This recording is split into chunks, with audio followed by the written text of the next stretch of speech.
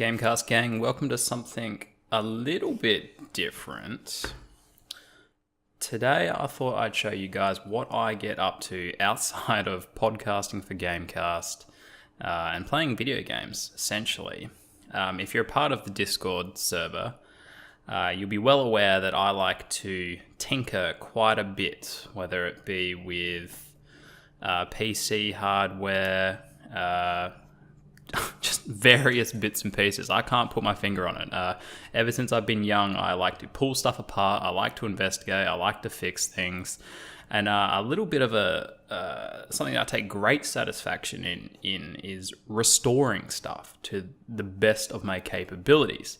And lately, and for the last few months, what I've been getting into, and Count's well aware of this, I've probably been boring him with the details and tagging him in a lot of posts in our Discord server, is Gameboys. So not only have I been acquiring a lot of good condition Gameboys just for my collection, I've been getting a lot of broken ones from the motherland, Japan, if that's going to come into focus. And this one's actually broken. I haven't opened this up yet.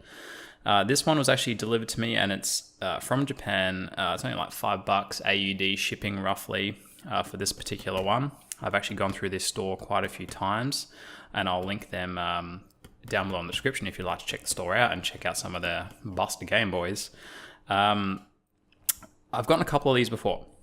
I've managed to fix the ones that I've had previously, but generally you don't really know what the issue is with them. They're just advertised as parts for junk and listed as in not working order. So let's open this up. I have already cut the tape because screw trying to cut tape on camera, but I actually haven't had a good look at this. So we're going to go through a bit of an investigation process. We're going to try to get it in working order, and then we're going to try to restore, I guess, the look and the aesthetics, and just restore a bit of that factory look to it. Like give it a bit of a polish.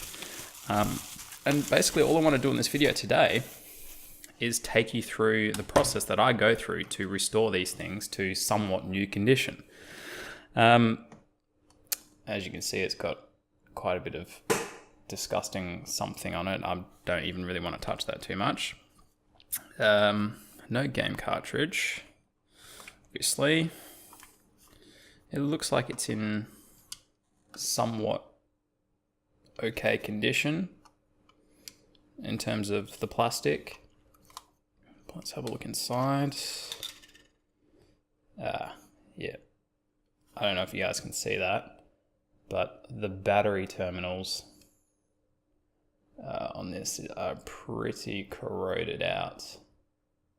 And generally what I've found is that the issue with a lot of these Gameboys and electronics in general is that the battery compartments go, because people leave batteries in them. And when the batteries actually explode or leak, as you can see it down there, all that green gunk, once they coat the terminals and they don't make proper contact, that's it. You're done. So I do have, I think, some batteries floating around. We'll see if we can get a game cartridge as well. I don't think I have a game cartridge handy, actually. I'll be back in 2 seconds. Boom. Pokemon Yellow. Let's put him in.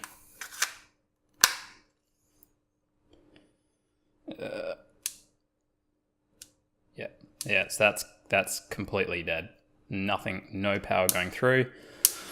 Switch feels okay. I don't think it's the switch that's gunked up or anything like that. All right, so what we're going to do is we're going to try, first step in any process of these Gameboys when buying these broken ones is we need to get power to it. We need to power it on, because if you can't power it on, there's no point doing anything else like restoring the plastic or cleaning it up. All right, so the first thing we want to do is we want to pull it apart, get some power to it, and we'll go from there. So let's do this. Oh, there's actually some kind of, might be some water that's gone in. I don't know if you guys can see that. There's a little bit of liquid coming out.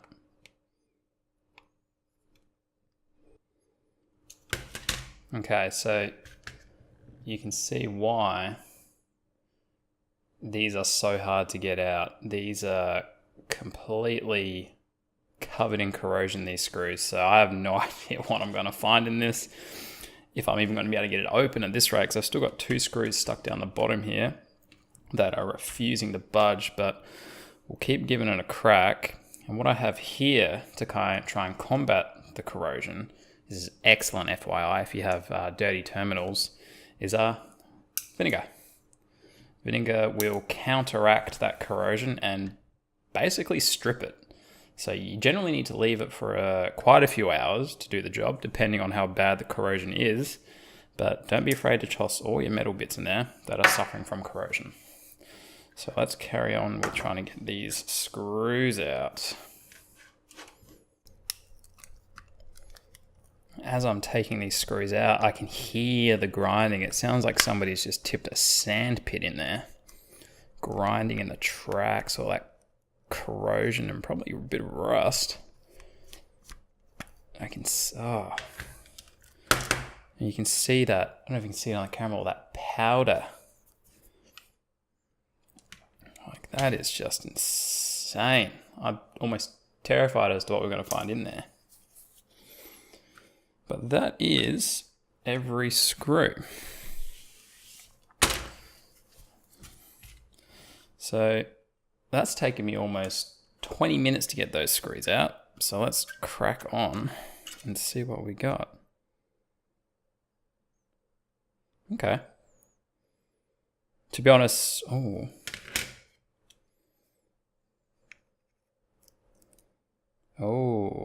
okay. That's not good.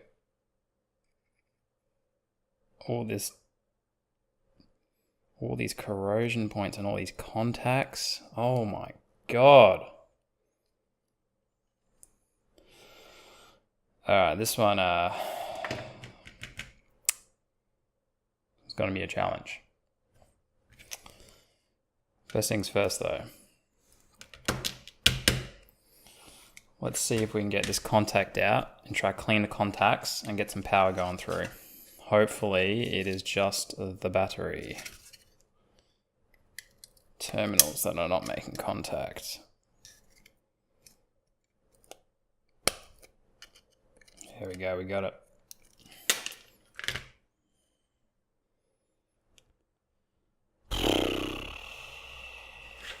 All right.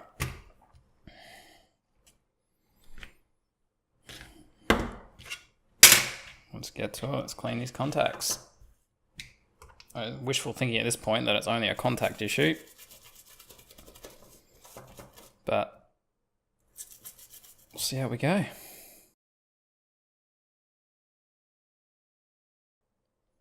Coming up. Who's coming up? Typically what I like to do if I'm not satisfied with the amount of corrosion I've removed is grab a little bit of sandpaper and just give it a little wipe over. Typically what we want to do is you want to just almost wet sand it in a sense, just to get that last little bit of stubbornness off the contact.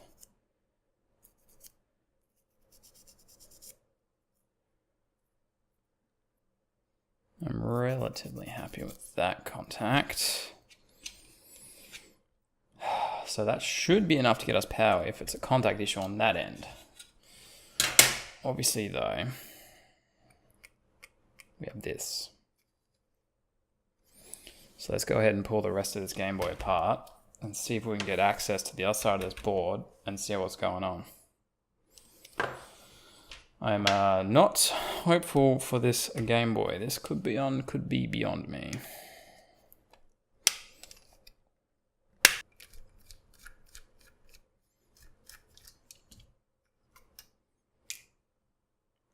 Look, I don't know if you guys saw that, but that is absolutely fizzing away in there at that corrosion.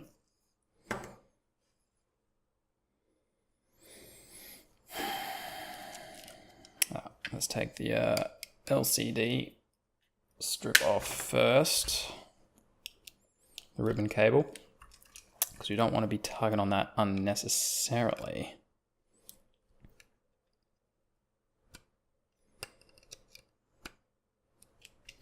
And we'll try to lift this out.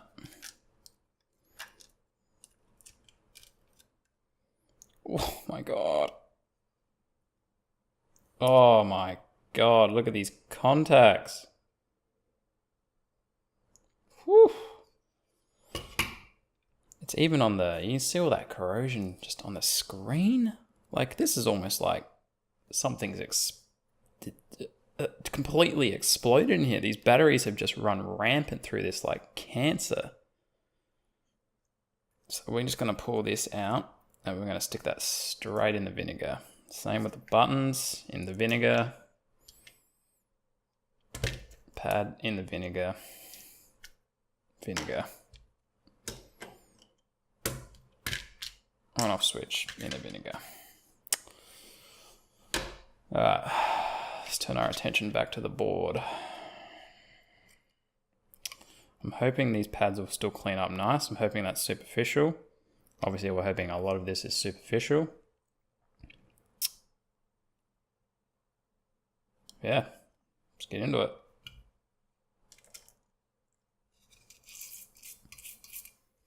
Oh my God. That almost completely went. Look at that fizzing though, my God.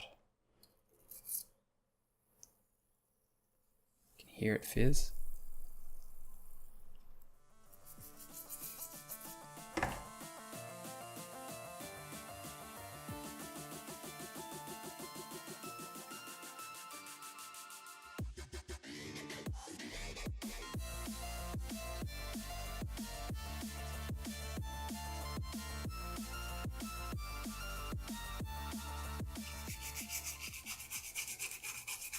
Yeah, those contacts coming up okay. Here, these start buttons are gone. Look at this, just go. I'm also going to get a little bit of rubbing alcohol into that switch, the on switch, because sometimes that gets a bit of shit in it as well. That just needs to clean the contacts inside.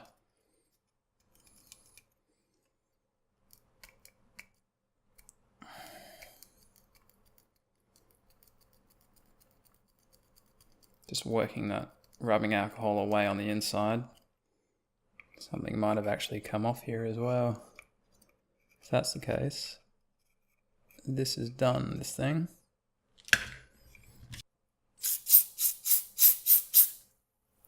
Crack, sizzle and pop. You can hear it working on that. Listen to that. Rubbing alcohol doesn't usually make that noise. That's with the corrosion.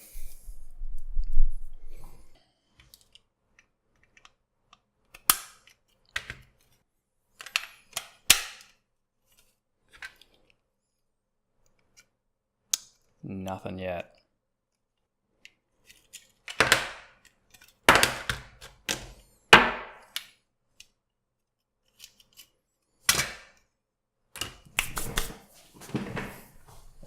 So I'm basically just going to go to town on cleaning this down now as much as I can, and we'll cross our fingers.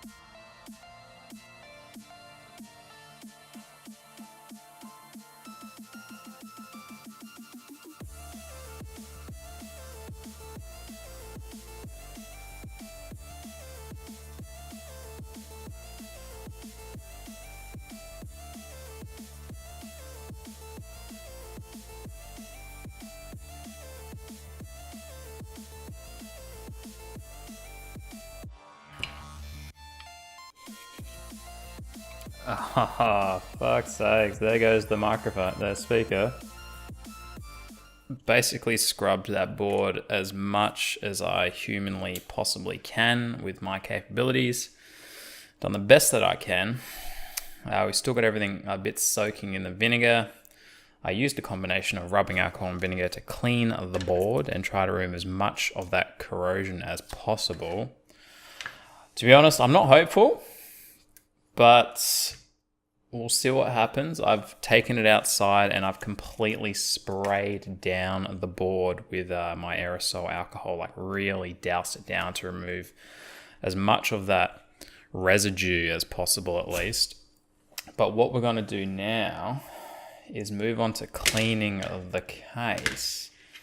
Because at the very least, you know, the $15 Game Boy, at the very least, I'm going to come out with some buttons, pads, an LCD, which I suspect still works, which I will confirm on my working Game Boy. We'll swap the LCD out and we'll confirm that that actually works. May not be in this video, but I'll put something up at the end letting you know if it works or does not work. So at the very least, we're going to get an LCD, a really good condition case. Hopefully this just cleans off. But what we're going to do is we're going to keep stripping it down. We're going to get in some hot water and we're going to scrub it with the toothbrush.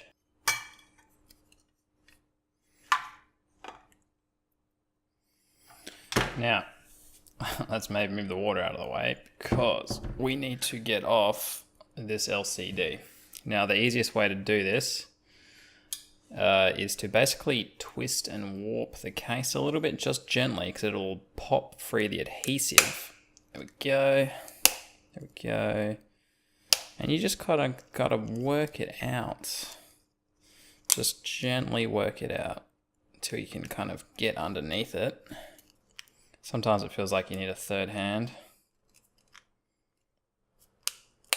There we go. Free. Now that actually looks like it is in pretty good nick. I think that's just some superficial residue from all that corrosion that's gone on the back from the board. Hopefully this is fine. Hopefully this is fine.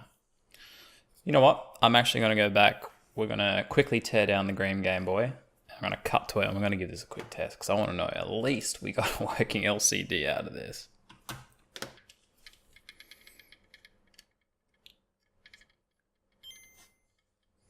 Bingo.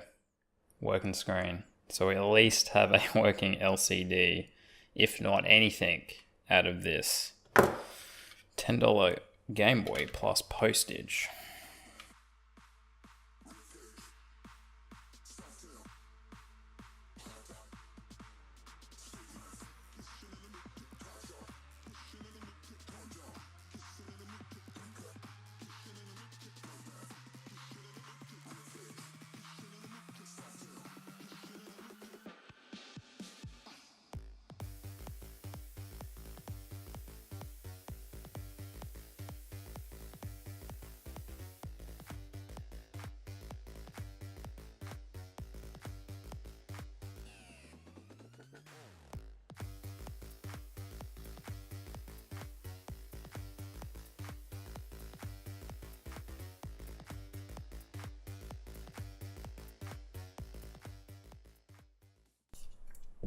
Alright, so that's pretty much all of our cleaning done. What we're going to do is I'm just going to take these over to the sink. We're going to give them a rinse off. They're going to dry in the sun. And then we'll put our attention back to seeing how that board's coming along. Alright guys, everything is cleaned up as best as possible, being the case, the board. Relatively happy with how the case came up. There's a couple of small little nicks and scratches here, just general wear and tear. But that's nothing that I can't polish and buff out without a lot of ease, which I will take you through in this video. Because even if we can't get it working, we're going to make sure this case looks schmicko. We might actually pop in the Green Boy, the Kiwi Green motherboard in, just so that I could show you guys, you know, what this case would look like with the polished buttons, the polished case, with the original LCD on the new board working in this case. So we will do that. I will show you guys that because it's it will come up a little bit nicer, you know, that and the buttons. But the board, on the other hand, look, I've given this the best possible clean that I can, removed as much corrosion as I could. To be completely honest with you guys, this thing I'm 99% sure is dead, and I think it will be a miracle if it powers on. Upon like closer inspection, you can see like through here where this power contact is on the other side. All of this surface coating is bubbling, and like I guarantee there's corrosion all the way through underneath here. It's just going to be, I think, just stuffed. So the board, I'm pretty sure, is dead. But you know, let's just put it in and see what happens. You know, it's not going to kill us to pop it in and see if we can get something out of it. I mean, I hope it doesn't kill us.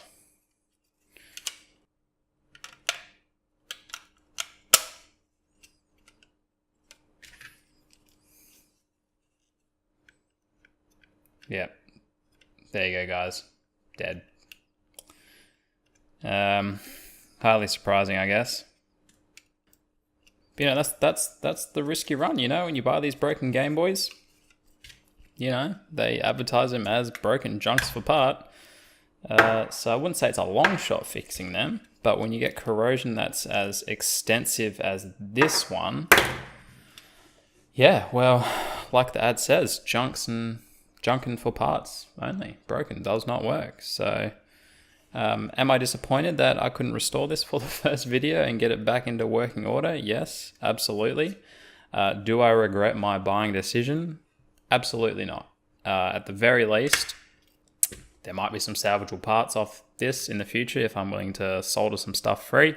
I have a case with a sticker that's in pretty good nick, screen that's also in really good condition. There's almost no scuffs or damage to the screen. The case itself is in pretty good nick. As you guys see, when I remove the buttons from the vinegar that's soaking at the back and the screws and the pads, we're gonna clean those up and they should come up, I'm guessing, pretty damn well. And then we're gonna polish the buttons, we're gonna polish the case, and then we're gonna put the internals of this transferred into the teal case. And again, I won't leave it like that because the Kiwi Game Boy, there's nothing wrong with it. Everything's in really good condition. It's probably the best condition Game Boy I have. So just for the purpose of this video and showing you the case and the LCD, which I've just got off screen from this original case, I just want to show you guys it working at the very least. You know, even if it's not completely restored and original from this machine, I just want to show you guys the best case scenario of what can happen if you manage to get the board back up to snuff and working. So I just want to show you what it looks like.